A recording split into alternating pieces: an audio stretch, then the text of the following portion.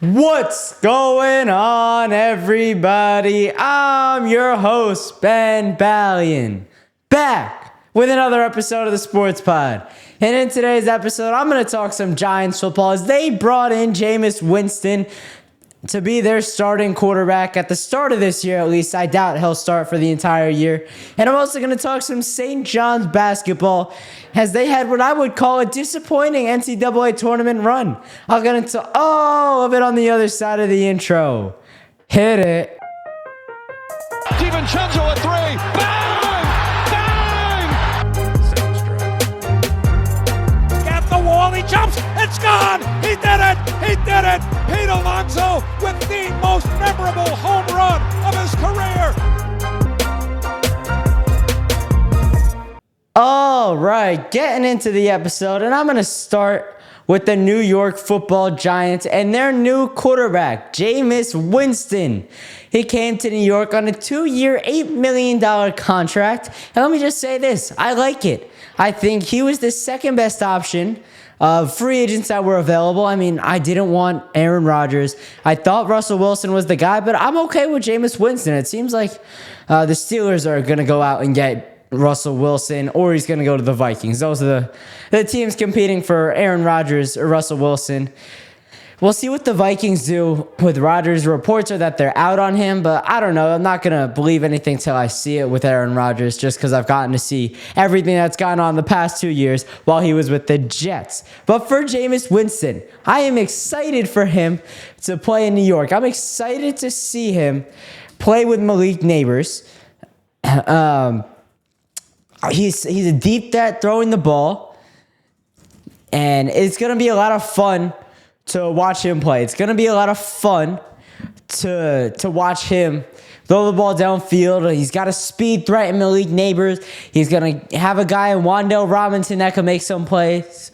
I almost guarantee you that they're going to draft a tight end in this draft. I think that's a position of need and a position that they're going to go out and get, because at the end of the day, they are going to need guys who can catch check down passes, and they don't want to waste a top receiver like Malik Nabers or Wan'Dale Robinson to run those routes. The problem with Jameis Winston is his career touchdown to interception ratio is 154 to 111, meaning he's throwing not even 2 touchdowns for every interception.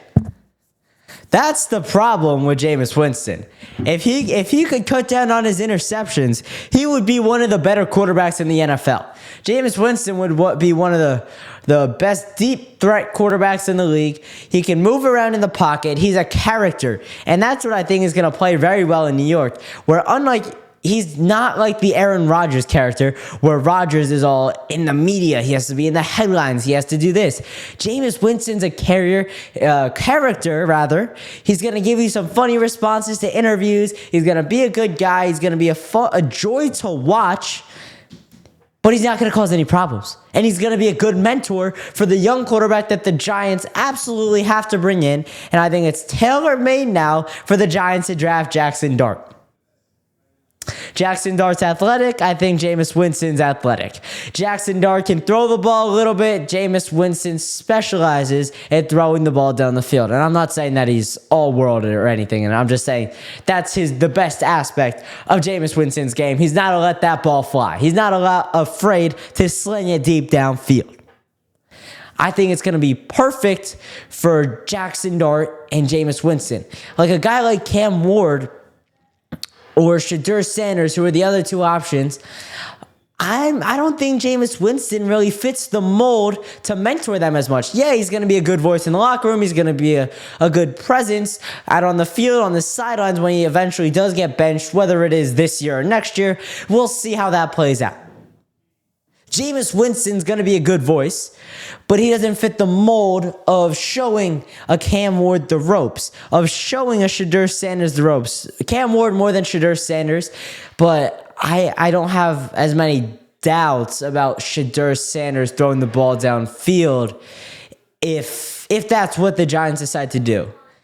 And I still don't like Shedeur. I think he's going to come with a lot of pressure, a lot of unwanted attention for a Giants team that's still probably going to be 6-11 at best, maybe 7-10 if everybody plays to their max potential. Like, we don't need that attention if our record still sucks. But with Jackson Dart, he's one of the more under the radar guys. He's not really expected to go top 3. I think the Giants can stretch and pick him that high. But I also think that even if Jackson Dart doesn't work out, it's not as detrimental as if they take a Shedeur Sanders and he doesn't work out because of the attention that the Giants are gonna get. The Giants also save a lot of cap space in signing Jameis Winston over Russell Wilson and Aaron Rodgers.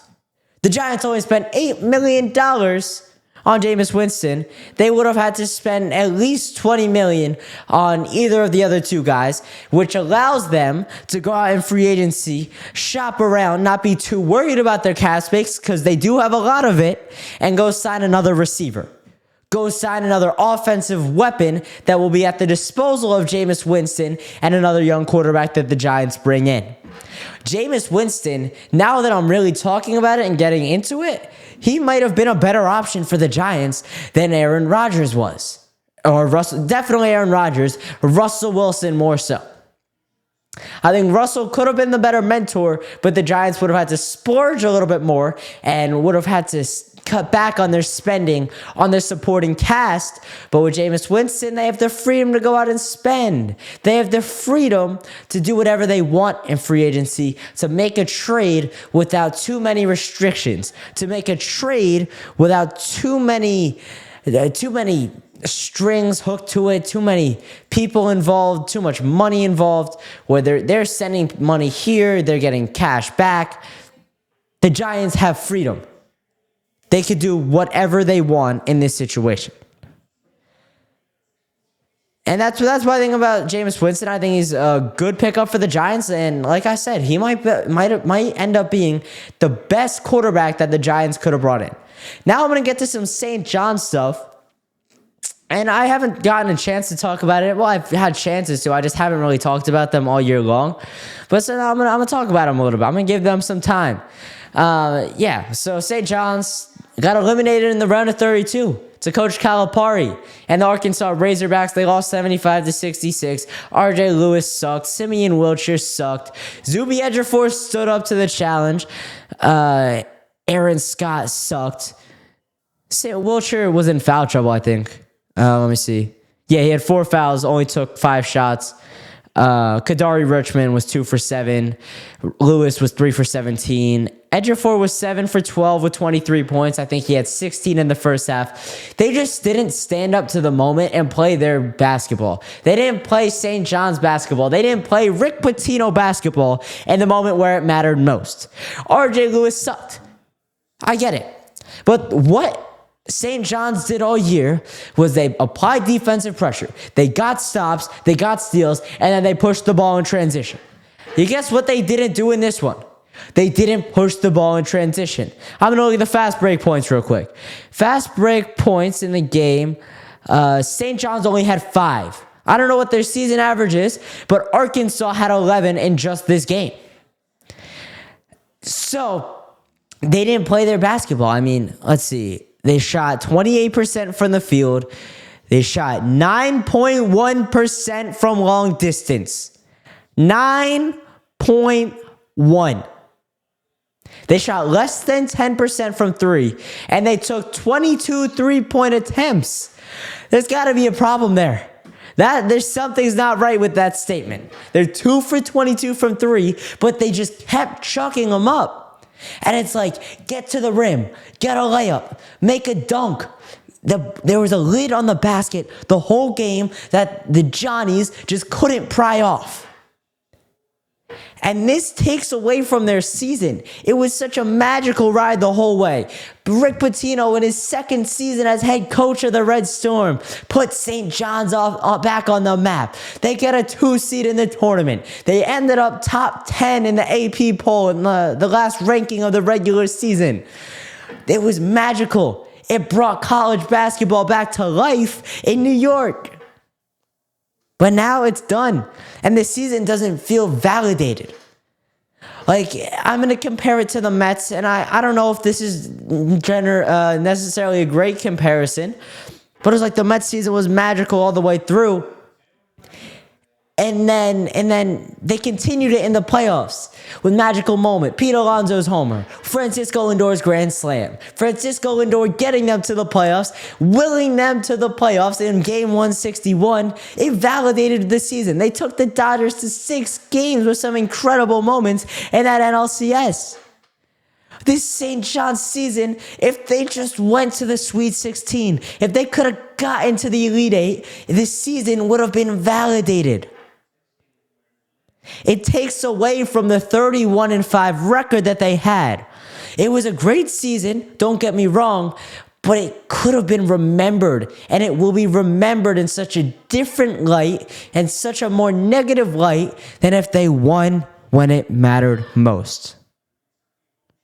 And this was the knock on St. John's going into the tournament. They can't shoot threes. What if the star trio, what if the big three of R.J. Lewis, Simeon Wilcher, and Aaron Scott don't perform in the tournament? Well, they can't hit their free throws. They shot 71% from the line in this one.